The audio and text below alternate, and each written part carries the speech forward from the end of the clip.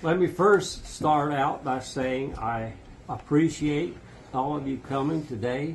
It's a celebration that not many of us have reached. And in doing my family history, one ancestor made it to 80 years of age. None of the grandparents have. So whether that's good or bad, I don't know. I just feel very fortunate, and I've taken a lot of travels over the years, a lot of journeys, and I want to share a poem, it's brief, that I wrote probably in 2009.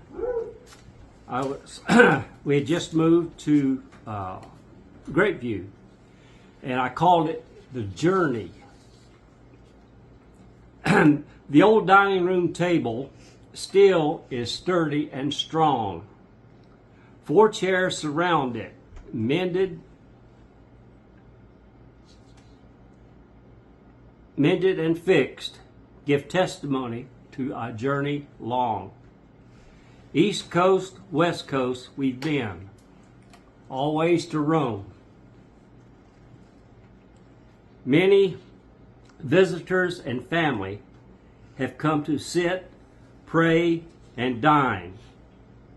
At the old dining room table, still mighty fine. Countless meals have been served, always a delight. With the old bearded man praying, hanging on the wall, always within sight. Our living room furniture was from a cardboard box. Nimble hands assembled the pieces without error or bouts. Walmart supplied our needs with made in China stenciled throughout. The sitting room couch has provided us comfort long and well. Now the 3 cushions, tattered and worn out, are hearing its death knell. It has served us and our 2 cockers for years, only to end. In our room of rest stands a reminder of a time long ago where Mother and Dad had dreams of a family all too soon to grow. The bedstead, trusting and true, groans in the night, always supporting me and you. Its age well past 60, forever a reminder, truly steadfast where the hurricanes have long since come past. Time has marched on, it seems only yesterday that I was careless and free. Daytime, Dad time had his way, always moving, never ceasing and looking to see. If I have had any regrets, mistakes, and hopefully glee, I've had many that haunt me to this day. But one thing is certain as I pray, only trust him, only trust him. Author me. Yeah, I wrote that in 2009. I called it The Journey. And I guess things have a way of repeating itself. And when I pulled up a title for the first 40 years of my life, which I'm going to read, I called it Dad's Journey, Part 1, The Gold and Silver Days. I want everyone to close their eyes and imagine a wooden wheel. Close your eyes and imagine a wooden wheel that would have carried our ancestors westward in the mid-19th century while I exercised your creativity. Now picture a hub, the central part of the wheel, strong and sturdy. Elm was typically used for its strong interwoven grain. Next, there would be struts or spokes fanning out from the hub, providing support and stability, with elm or oak being chosen because of its strength. The third component was the iron rim, with its circular design, allowed the wheel to function for its intended use and helped hold the tire properly in place. And you can open your eyes now. You got a picture of this wooden wheel, right? Mm-hmm. The wooden wheel is the sum of its composition, each unit allowing it to function properly for its intended use. With just one item missing, the wheel wouldn't work. And where would this country have been without the development of the wooden wheel? I use this one example to describe the circle of life. Apart from me, which I represent myself as a hub in my narrative, the nucleus or core, none of you would be here at the moment. Without the hub, I being representing as a hub, none of you would be here. If my mother, Martha Agnes Tolan, had married her high school sweetheart, it was a truck, Merle Brooks, as was planned after her graduation from high school, I wouldn't be here. He was in the Navy and was killed at the Battle of Coral Sea in 1942. Do you get the connection of the wheel and our family? We are all integral parts in the circle of life of this family. Each one of us a product of the previous generation and so forth. And just a quick note on this Merle Brooks, where Mother's parents, my grandparents, are buried. This Merle Brooks, he's not buried in the cemetery, but he has his family plot. He has a gravestone marking where he would lay. He was missing in action at the battle, but they do have a monument there.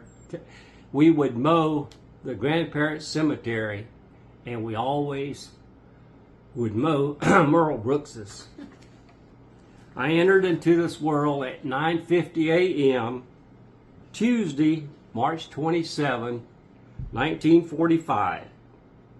I was born at the Old Taylor Hospital, Washington, North Carolina, delivered by the hospital's namesake, Dr. John Cotton Taylor.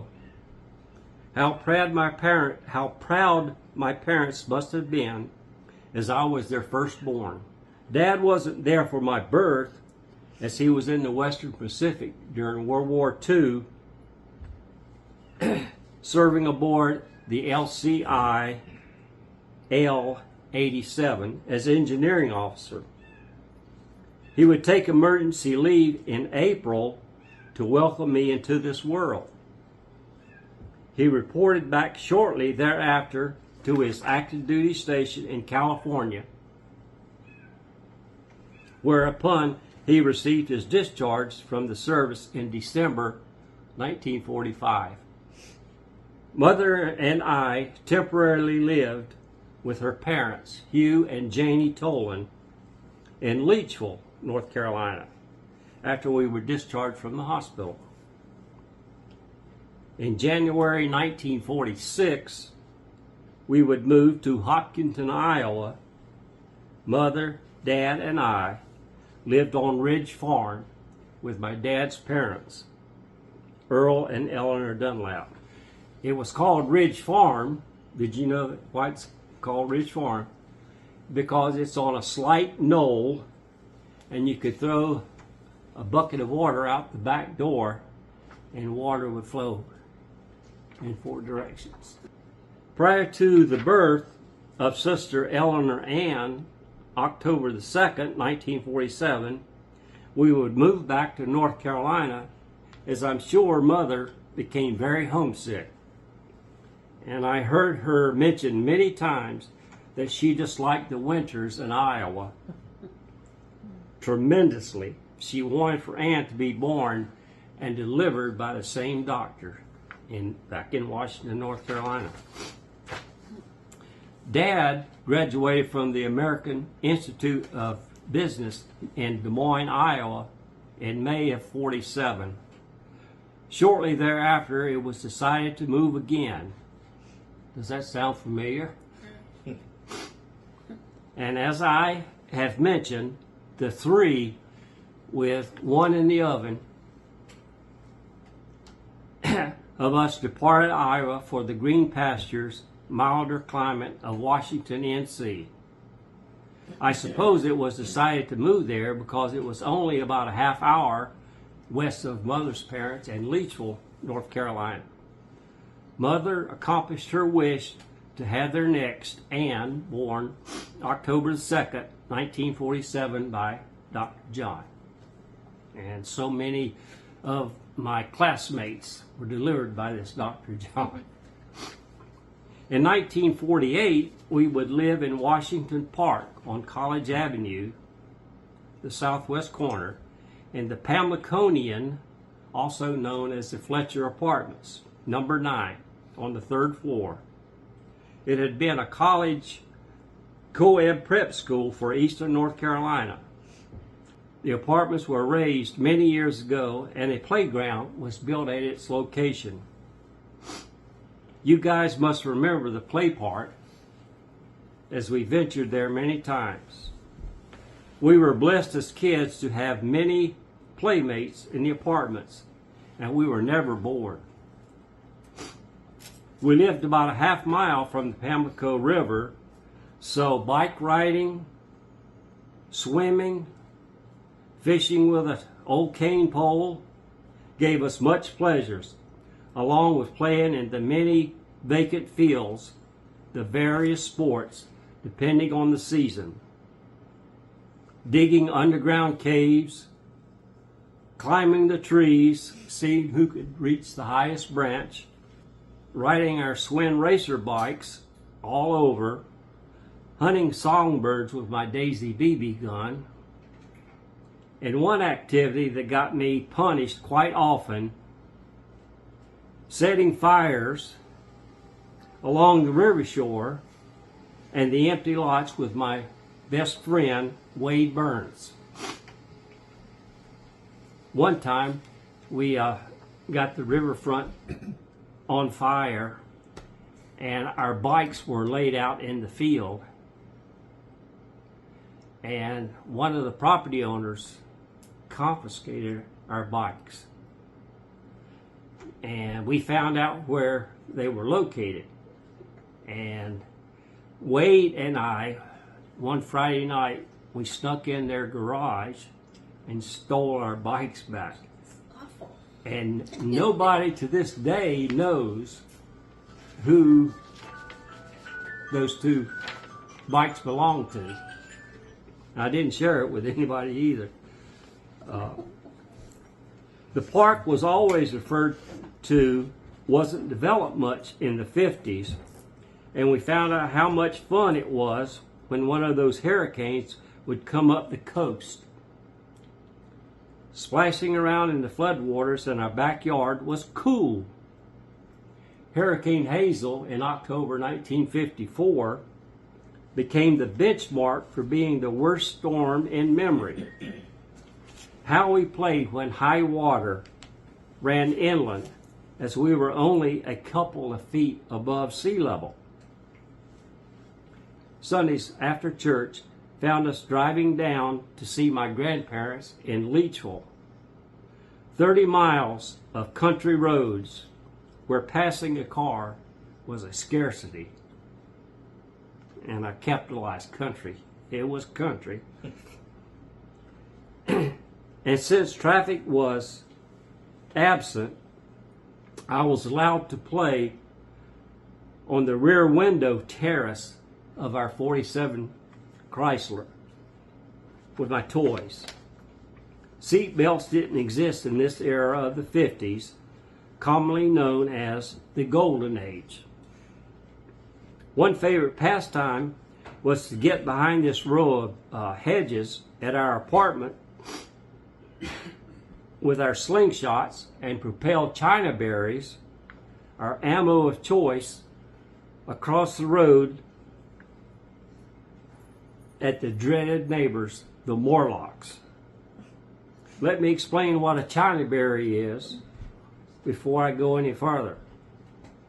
They were a small greenish berry with a hard seed that was found in large clusters in a China berry tree. They would raise these red whelps when they struck you, very painful. They were very painful. Another endeavor Stand up on the chair. we kids liked was fishing off the pier that went across Back Bay.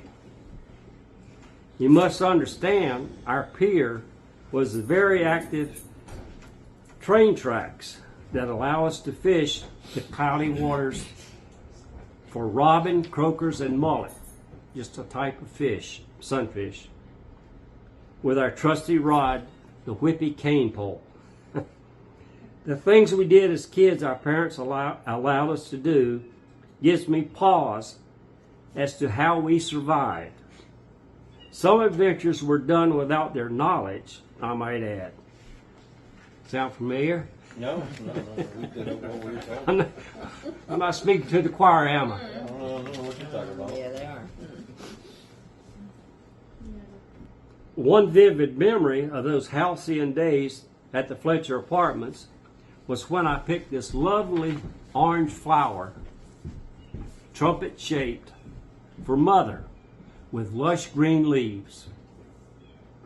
The prolific vine was abundant, along with ivy, inundating Fletcher's outside walls. It was discovered that I had picked some poison sumac, and I had the most wretched case of itching blisters imaginable afterwards. I would forever be deathly allergic to poison ivy, it seemed, having many blisters of the instances of the leaves of three, let them be. Plant invade my body and go through countless bottles of calamine lotion as a kid. After leaving North Carolina, when I graduated from high school, I never was exposed to this affliction. So I remain skeptical if I am relieved of this scourge. I would be AWOL, that's a military term, absent without leave, if I didn't mention the one negative aspect of my early years at Fletcher. The early 50s was a time when polio was prevalent nationwide and feared by all. We saw pictures of people of all ages lying in this large piece of equipment called an iron lung, with just their head exposed, and it frightened us to death as kids. The whole body was encased except the head, and the poor soul had to live this way for weeks, even months, depending on the severity of the disease and regaining the ability to breathe independently. My Aunt Betty, Reg's mom, contracted polio as a young adult. I recall those summer afternoons we children would have to take naps 1 hour in length right after lunch to keep us safe. It was the sentiment everyone adhered to, and we all pitched a gin fit. As I have written, it almost ruined my happy days. In November 1953, Brother Rick was born, and my life was significantly changed. For 8 years, there was the two of us, Ann and myself, siblings, and now we had someone else changing the dynamics and it took some getting used to. He was chunky as a newborn and was called a towhead due to his light blonde hair. We had moved downstairs to the main floor of the apartments just prior to his birth, and it wasn't long before the family of 5 had outgrown our occupancy. One particular, while living there, was we got a TV set that was quite the extravagance. And we got 2 channels, all in living black and white. I doubt any of you can recall who Boston Blackie, a private detective show, or Lash LaRue, which was my favorite cowboy hero, or how about Amos and Andy, 2 black comedians we watched Sunday evenings. It was highly objectionable, but not distasteful, and they were very hilarious. Color TV was yet heard of for the next 10 years, and Bonanza broke that mold. Perhaps now I've painted a picture of my childhood as being full of fun, mischief, and lying in a field of daisies. It was, and it wasn't. You see, my sister and I fought like cats and dogs, even throughout our high school years, and what a waste of energy and time that was for everyone. I was punished so many times and told to go to my bedroom and await punishment. We both had a wee bit of a temper then, and one way I would pick on her was to thump her on the back of the head, unexpectedly. I think we should turn the page now to the next chapter.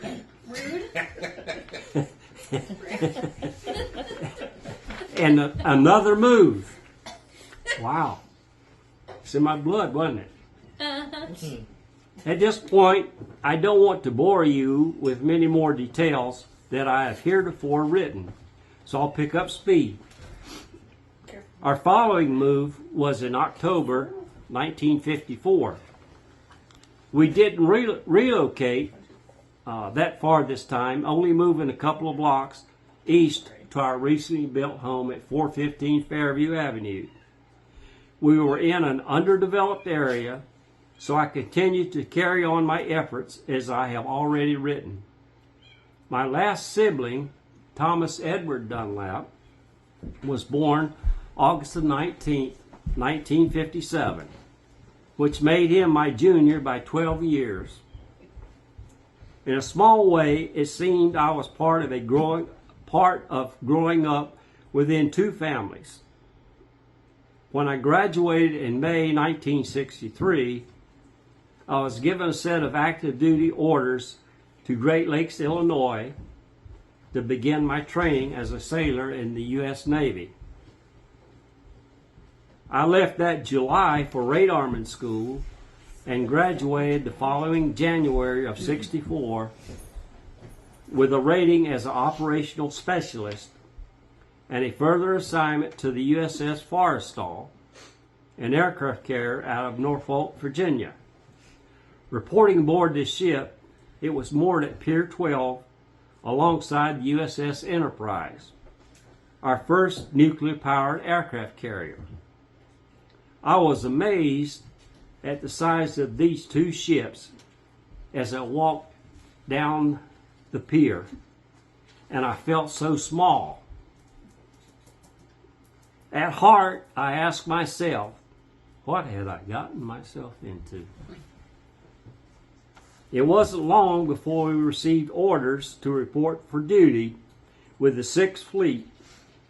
Our duty station was in the Mediterranean Sea with the central aim to show the flag, America's strength. The Forrestal had a complement of 4,800 officers and enlisted men. We were the flagship, which meant we had a 2-star admiral aboard. So we were equipped in all areas abundantly.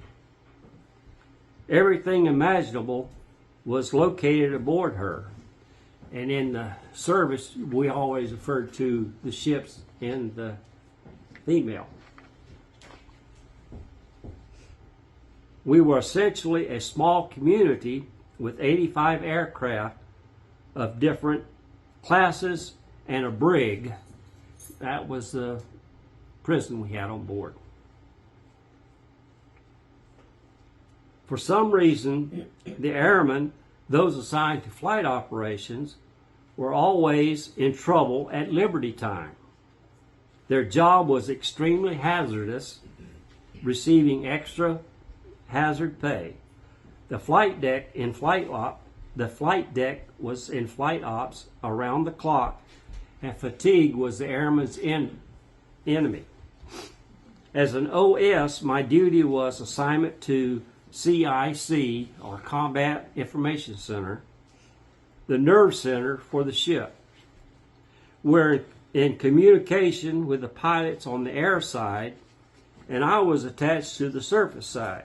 We were nicknamed scope dopes, as the 2 repeaters or radar scopes to constantly monitor shipping.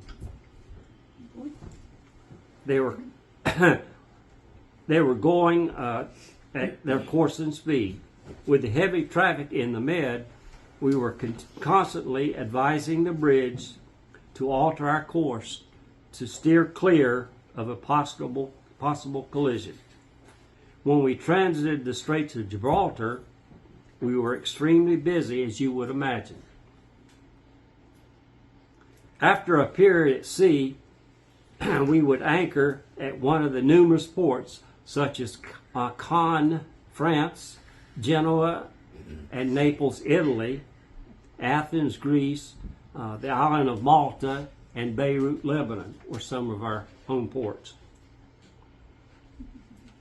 I made 2 9-month bed cruises during my enlistment and was truly fortunate to have visited Pompeii, climbed the Leaning Tower of Pisa, gazed out at Paris from the Eiffel Tower, walked to the Parthenon atop the Acropolis, and stood where the Apostle Paul had preached in Corinth, Greece.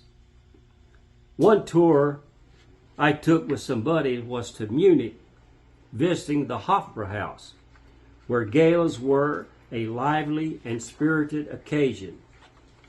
On a dare, I removed my jumper top to my t-shirt.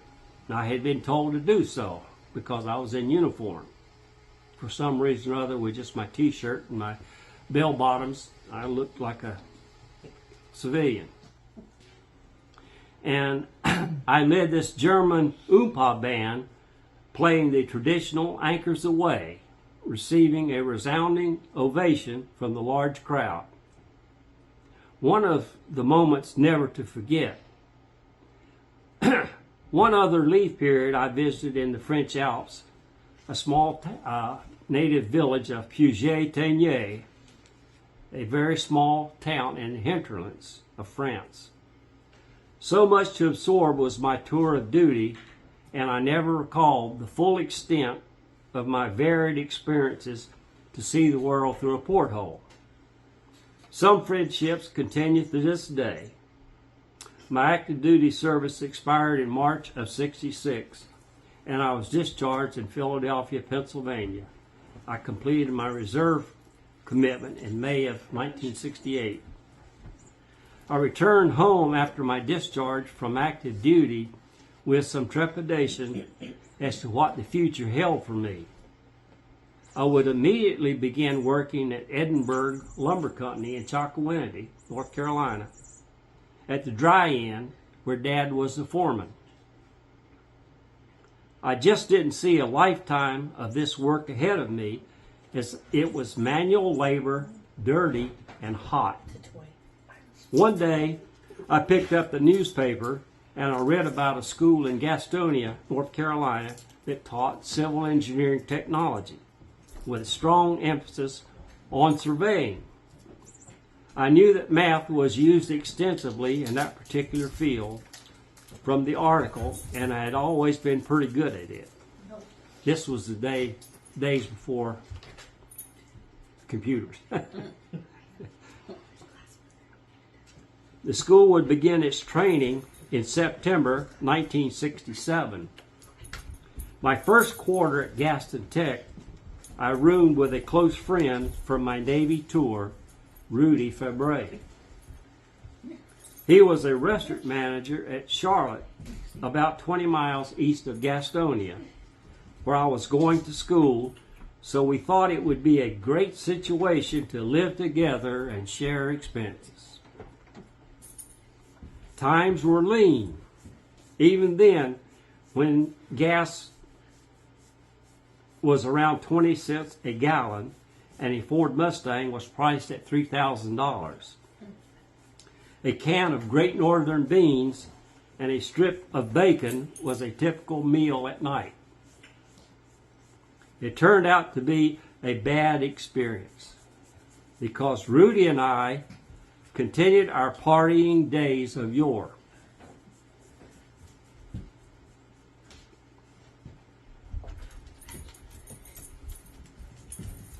After that first quarter, we parted ways, and I began training with the co-op program, working with the state of North Carolina, surveying one quarter, and attending school next session. I did this a couple of times afterwards. Then I started attending full time. I had gained some valuable experience working for the state, and I knew I was on the right career track. I graduated from Gaston College in May 1969 with an AAS degree in civil engineering technology. I then took a position with the city of Winston-Salem, North Carolina, in our engineering division as a survey party chief in June 1969. The gentleman that I took his place, he was a registered land surveyor. He had very many years of experience, and I took over his survey crew, and I was just a nub at the time, and so I had quite a responsibility. And one thing that I insisted in my crew was 8-drop brick test. Anybody ever heard the 8-drop brick test?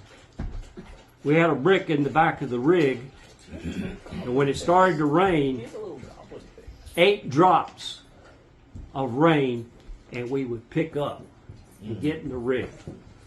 And many times I worked them in the rain, and they had never worked in the rain, working for Fuzzy Burns.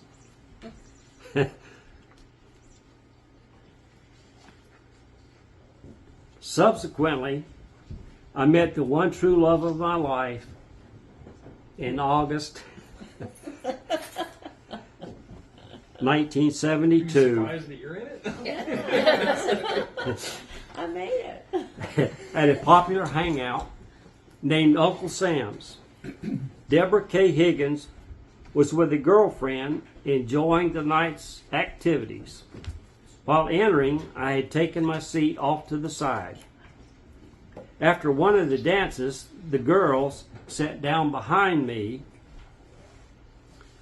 whereupon I started a conversation with the one whom had drawn me in with her beauty. Debbie and I began our conversation, as I recall, with asking how old we each were. I stretched the truth about my age, 27, as being somewhere around 23 or 24. I found out somewhat later she had misrepresented her 19 years as 21. My reasoning was to not scare her off, and perhaps hers was similar. Thus unfolded a journey together that encompasses 52 years and still counting. We married February the 10th at Beck's Baptist Church in Winston-Salem, North Carolina, and thus began an interesting ride of mountaintop highs and valley lows. This union is blessed with 3 stalwart children and Notice the pause there. and 7 beautiful, unique grandchildren. We were able to save the down payment for a comfortable, modest home in Bethania, North Carolina, moving in just before your birth, Kenny. Mom became postmaster shortly thereafter in our tiny community until our move later on. I wish I could bring up our adventures on Meredith Road, but one word would equates: golden. You have your own treasures, I'm sure. You all must remember we had a real live jaguar in our front yard, and every neighborhood kid gathered around this 175-pound wildcat of an animal.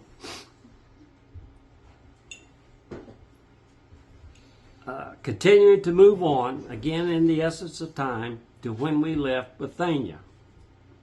In the spring of 1985, I was offered a position with Benton Convention Center in Winston, which presented a nice increase in pay. Shakespeare once said, timing is everything. And I was at a crossroads at this moment because I had typed up my 2-week notice for resignation to be submitted post haste. I had dreamed about moving to Montana for 6 years, and the choice had been made. Reflecting back, I absolutely realized this was a very selfish decision on my part.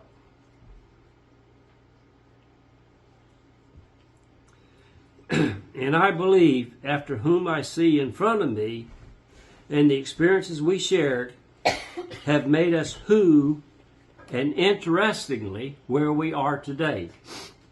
When I handed in my notes to the city engineer, he said he was envious because he had once seriously weighed a similar move. But he had too much time in service to advance on it. We talked extensively about that move. Therefore, we moved our family to Great Falls, Montana on April 19th, 1985. What a questionable, uneasy sight it was to see our life's property loaded in a huge moving van headed west. I think at this stage I will wrap this journey up that has encompassed one half of my life to this point. The next 40 or so years to the present, you all are aware and need not be described. Each one of us has their own experiences, memories, unique and personal. After looking back on all those years, the loves, the pleasantries, and the sorrows have made me what I am today, and I do it all over again. Thank you for listening to my story of a time long ago and far away. I welcome any comments or questions. I am so pleased with the families that sit before me, for all the immeasurable moments we've shared, whether they are good or bad, and I only hope they continue to build this forever bond that ties us together in the circle of life. My unbounded love and respect. And then I sign it. And I've got a few pictures here to submit. You can pass that around. And this is me in my Colonel Sanders wedding garb. Your beautiful bride. And my beautiful bride. What in the movies? 1973? Was that the year you got married? 73? Yeah. Same year as Marshall and John. And this is Same a picture. It tells who they are of mother's family and the house they lived in Leachville, North Carolina. That's where I went to live right after my birth. Funny. And you'll note Oh, right. Touch-ups? there's a diamond-shaped window there in the house. That was the talk of the town. And The thing that Papa's sitting on was just called stuff. They hadn't really called it dirt yet. Bro, can you find that I was still researching? No. and this is, I don't know if you've That's seen the light. this, Rich. That's That's it. our family tree from John Dunlap. That's not for ambience. And right down to the grandchildren. Wait, that's the laptop. Is Tim McGraw on this one? Yeah, he's right there. It's a laptop. I don't think he was born that. Oh, it looked weird without you. It was absolutely. Yes, it looked weird. We need to add some room in there for that. Well, it's for dark clothing too. Doesn't help his eyesight. What's that one? And these are More beautiful. Well, some family pictures it is the linear flow of time. of my ancestors. First humans missing link. That's a goofy picture. I know. Dang. Come on, you didn't have to settle. Jeez, girl. Graduation. You were out of his league. Yeah. That's why he's winning so much. I feel like I caught the daddy. Yeah. And you get to, everybody gets to sing happy birthday to you. Oh, thank you. Y'all ready? No. Happy birthday to you. Happy birthday to you. Happy birthday, dear Mary. Happy birthday to you. Now blow out the candles. Put your faces down.